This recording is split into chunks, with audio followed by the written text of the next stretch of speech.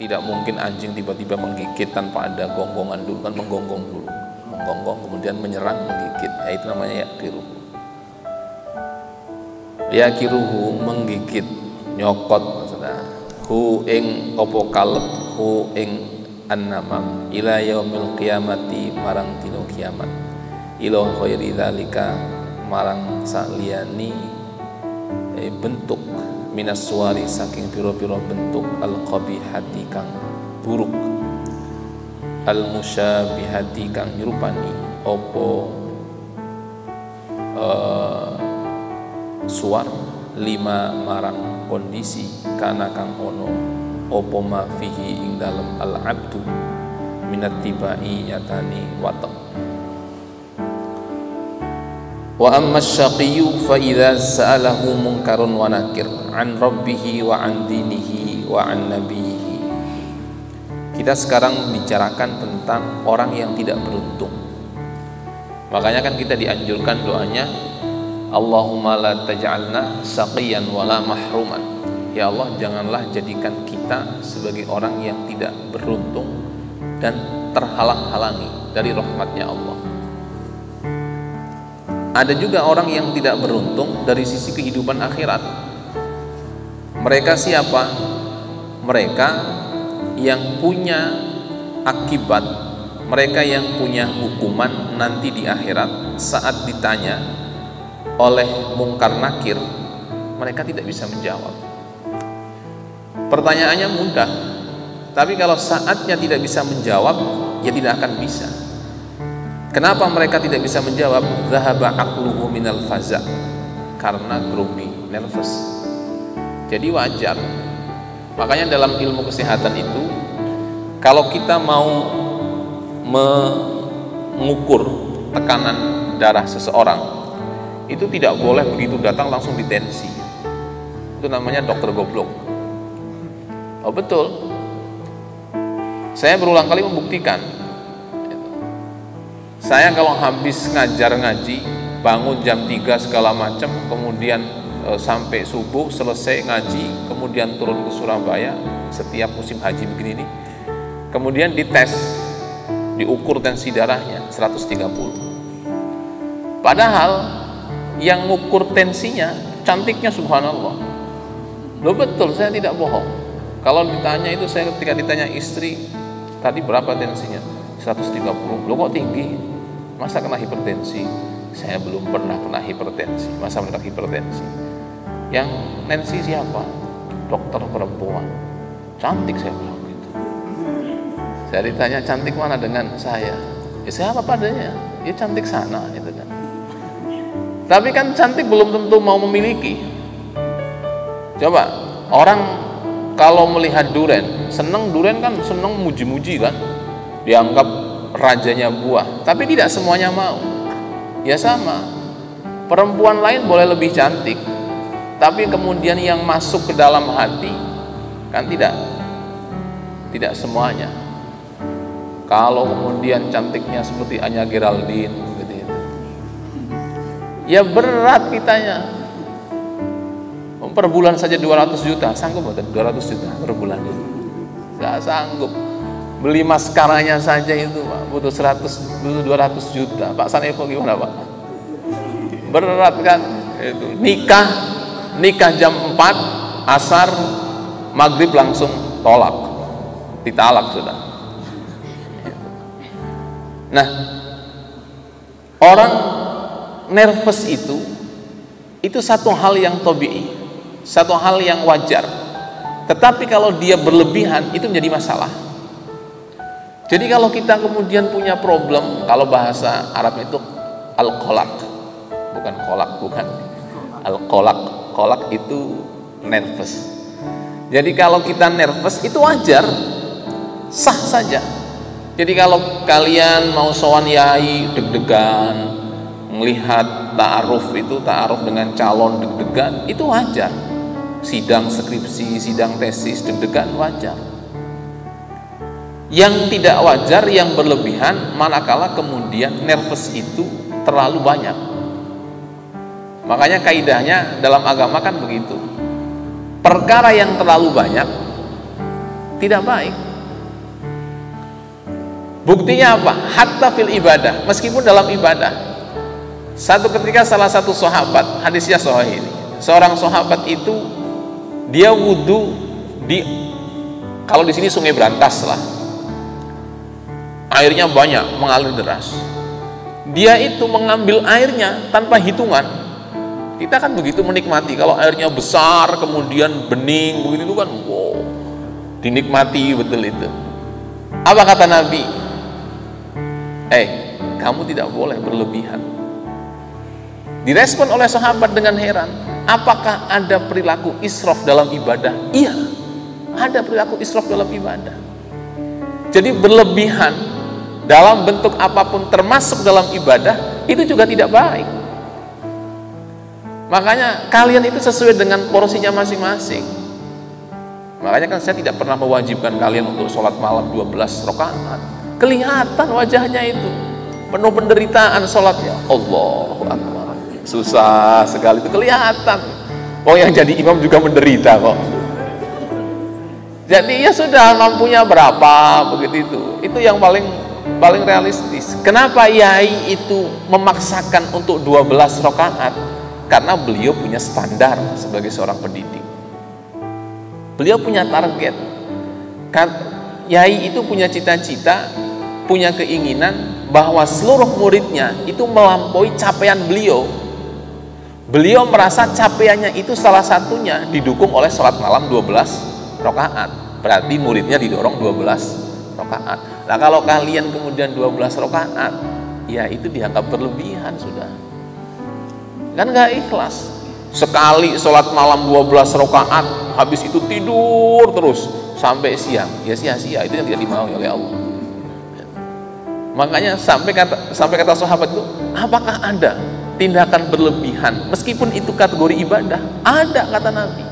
Kamu wudhu dengan tidak berukur, tidak beraturan di nahar ini, di sungai ini yang besar ini, itu adalah bentuk dari berlaku berlebihan israf. Makanya wala tusrifu, tidak boleh berlebihan. Jadi jangan mikir berlebihan itu hanya konteksnya makan, kemudian perhiasan. Kalau itu pasti ibadah saja. Makanya sesuatu itu harus ditempatkan pada tempatnya. Kalian misalkan tugasnya kalau jam 1:30, jam 2 apa? Masuk ruang kuliah, tapi nggak zikir dulu, baca kahfi, baca waqiah, tadarus begitu. Ya namanya tidak pada tempatnya, tidak boleh. Jadi ada porsinya masing-masing. Nah, orang yang tidak beruntung, syaqi itu, ketika ditanya perkara yang sepele, blank otaknya, mendadak goblok. Dhahaba aqluhu minal faza, karena apa? Karena nervous, karena grogi. Kayak tadi saya ditensi, tidak pernah. Di dokter itu, saya masih ingat namanya sampai sekarang. Dokter Rizky. Cantik, tinggi, putih, mancung. Kalau pakai kacamata itu senyum itu, jangankan iman saya, iman kalian bisa rontok ya. Betul. Masya Allah itu. Saya pertama itu datang pakai kacamata, karena kan nggak tahu. Begitu datang, langsung. Seperti kalian bangun tengah malam kemudian wudhu, sejuk sekali, ces begitu melihatnya. Tapi ya setelah itu kemudian menyesal, karena tadi itu orang cantik itu belum tentu sesuai dengan kita. Ya. Kalau hanya Geraldine dapat kalian kan ya berat rasa-rasanya. Masa hanya Geraldine nyari imam, siapa yang bisa ngaji? Wah kayaknya mahasiswa IKHAS ini datang ke sini nyari jodoh, dipilih satu-satu, ya nggak mungkin, jauh lah. Ya.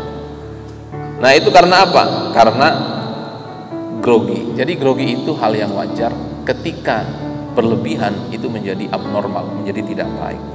Makanya itu masuk dalam apa? Dalam kategori kelainan. Harus ditreatment. Orang grogi, gampang nervous segala macam harus dilatih, dilawan. Jawabnya apa? Kata Asy-Syaqi itu la adri, saya tidak tahu. Padahal kan mudah. Ada bocorannya lagi kan? Ditalokin pula. Coba. Sekarang kalian kan sudah diajarkan Besok kalau mati ditanya man rabbuka, Allahu rabbi, kan begitu. Dihafalkan sekarang, hafal nggak? Hafal kan? Man nabiyuka, Muhammad nabi, kan sudah. Wa ma dinuka, Islam dini, sudah hafal semuanya. Perkara yang sangat standar. Tapi kemudian meskipun sudah diberi bocoran, meskipun sudah ditalkin pula, tapi kalau dia termasuk dalam kategori saki, apa mau dikata? Tidak beruntung. Banyak terjadi. Orang mendadak goblok begitu itu. Apalagi ini wajah-wajah ini kan, saya yakin punya potensi goblok tinggi. Kenapa? Coba saja dibentak sama istri, mau pinter kayak apa? Nggak bisa.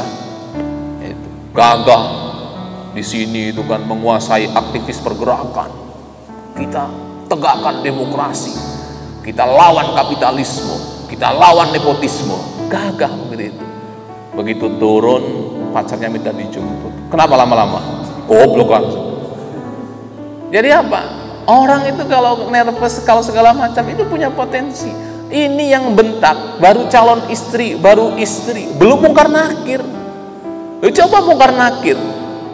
Andai kan itu divisualisasikan dalam bentuk karikatur, mungkin otaknya lompat. Man rabbuka, lompat langsung otaknya itu. Saking apa? Saking takutnya kepada malaikat. Wa in kana ya'budu syaitan, kalau orang itu menyembah syaitan, artinya orang yang dia tidak tidak musyrik lah, maka qala rabbuhu asyaitan, maka Tuhannya adalah syaitan. Fayadribani darbatan yasta'idu alaihi qabruhu biha naran ila yaumil qiyamah, dipukul, dihantam dengan magma itu, atau mikmat yang kemarin itu dari malaikat mungkar dan nakir, dan nyala, tapi yang nggak ada yang bisa lihat. Makanya saya kadang itu satu-satunya film yang belum digarap temanya adalah tentang siksa kubur, tapi visualisasinya yang benar, jangan model Indosiar begitu, yang betul serius digarap, yang serius. Book office dijamin itu, book office. Kenapa? Karena itu bisa menggambarkan bagaimana prosesi-prosesi kita selama kita berada di kuburan. Karena orang bilang, wah sudah mati, sudah nggak ada masalah. Kata siapa? Masalah baru muncul, ketemu mungkar nakir. Jadi orang mati itu bukan menyelesaikan masalah, justru dia awal masalah baru, manakala kategorinya adalah kategori asyaqi. Makanya nanti di belakang itu disebutkan mana? Qala al-qabru awwalu manzil min manazilil akhirah. Jadi mati apakah menyelesaikan masalah? Enggak. Menyelesaikan masalah bagi mereka yang kategorinya adalah sa'id. Berarti bagaimana biar kita tidak masuk dalam kategori syaqi? Ya perbaiki amalnya. Tapi kan nggak bisa, berat amalnya. Ya sudah sebisanya. Kalau sudah sebisanya, harapannya tinggal apa? Rahmatnya Allah. Itu saja sudah. Jangan dikira kita masuk ke surga karena amal kita, baca Quran kita. Ya kita siapa? Karena apa kita bisa masuk ke surga? Satu-satunya yang bisa dijadikan sebagai garansi ketika bukan amal kita adalah rahmatnya Allah. Kan ada syafaatnya Nabi. Oke, syafaatnya Nabi berlaku manakala ada rahmatnya Allah. Kalau Allah tidak memberikan otoritas kepada Nabi Muhammad, kita mau ngomong apa? Jadi satu-satunya alasan bahwa kita harus optimis kita masuk surga bukan karena kita nanti ketika meninggal predikatnya adalah yang sa'id, yang berbahagia, yang beruntung, bukan, tetapi karena kita pasti akan mendapatkan rahmatnya Allah. Kalau kita pede, iya harus pede. Ana inda dhanni abdi bi, harus pede, yakin saja. Ya sama dengan kita kepada Yai, marah begitu itu sampai kenceng. Ya Allah Yai, masa panjenengan tidak memaafkan kita? Kita kan kader panjenengan. Selesai sudah dimaafkan, dipanggil, dikasih makan, dikasih uang, dikasih sarung. Ya begitu itu. Allah lebih banyak rahmatnya dibandingkan kita. Jadi mau dipukul, mau kayak apa, ya kayak kita di hadapan orang tua. Orang tua kita kan galak, tapi kan tidak pernah bermaksud untuk membunuh. Tidak pernah. Maksudnya adalah takdib, untuk mengajarkan akhlak, mengajarkan tata krama. Makanya kemudian dipukul segala macam. Saya dulu nonton film layar tancap, dihajar sama ayah saya. Pakai pohon ubi. Itu ketela itu kan ada pohonnya, ada batangnya. Nah, itu dibuang daunnya, itu dipegang, dipukul. Itu dari mana? Nonton film itu. Masya Allah, nonton film Dono itu, Warkop, dihajar habis-habisan. Habis ketawa menangis. Itu. Jadi memang betul tidak boleh banyak ketawa karena akan bersedih. Itu. Sekarang kan nggak ada. Anak saya itu sekarang Pak bisa nyalain Netflix. Tahu Netflix nggak? Netflix itu televisi berbayar, per bulan itu sekitar 600.000 bayarnya, harus pakai kartu kredit. Kalau sekarang bisa bayar di Indomaret. Saya langganan itu karena kepingin melihat televisi saluran berbahasa Arab gitu. Karena nggak sempat nonton TV. Kalau anak saya hari Ahad atau pulang dari pesantren nonton, itu sudah bisa buat akun sendiri, dinamain namanya Najia Muhammad itu, nanti milih film sendiri. Coba kalau saya memakai pendekatan ayah saya ke kebun, ambil pohon ketela, pukul satu-satu. Tapi kan pengajaran tidak bisa begitu. Zamannya beda kan begitu. Makanya saya 2012, 2013 anak gak ngaji, saya gaplok satu-satu. Ada gelas saya lempar. Itu. Sekarang enggak. Tanggung jawab saya terbesar sekarang adalah bagaimana kalian berangkat masuk ke masjid ngaji tanpa ada beban, tanpa ada paksaan, karena menikmati. Tanggung jawab saya bukan kalian berangkat kuliah, bukan, pasti kalian berangkat kuliah, tapi bagaimana kalian berani atau mau datang ke masjid. Itu tanggung jawab saya yang paling besar. Kalau tidak, ya terserah, itu hidayahnya milik Allah. Itu saja. Yang penting saya sudah melaksanakan kewajiban. Nanti kalau mau hitung-hitungan di hadapan Allah, insya Allah menang saya. Saya sempatkan, saya malam Jumat mestinya santai-santai, baca wirid, baca hizib, saya masih ngajar. Yang diajar gak mau datang, dipancing dengan tumpeng, dipancing dengan apa, masih belum datang juga. Terus salah saya di mana? Kira-kira akan begitu. Tapi kan khatamallahu ala qulubihim wa ala sam'ihim ghishawa wa lahum adzabun. Itu aja. Jadi mereka itu akan mendapatkan azab. Itu. Kenapa? Karena qulubuhum wa sam'ihim itu semuanya tertutup. Tapi kan nyantai saja, dapat rahmatnya Allah. Meskipun dihajar dulu, tapi kan hajar babak belur, tinggal ya Allah, kasihan sekali. Saya dulu begitu, dihajar habis-habisan, habis. Sampai saya merasa seperti anak yang tidak dikehendaki oleh orang tua. Betul. Begitu setelah selesai dihajar, ibu saya datang, bawa handuk, diantarkan ke kamar mandi, ayo mandi, pakai air serai. Allah itu begitu itu. Kalian babak belur di mana? Mulai dari kuburan, hajar, jebret, masuk neraka, dorong pakai kaki oleh malaikat Zabaniyah, gosong, jadi lagi, gosong, jadi lagi, selesai, dirangkul oleh Allah dengan rahmatnya, masukkan ke surga. Surga mana? Ya nggak tahu. Surga festival apa surga apa nggak tahu. Yang jelas bukan VIP gitu kan. Nikmat sekali kalau VIP itu. Itu nanti sesuai dengan prinsip kalian.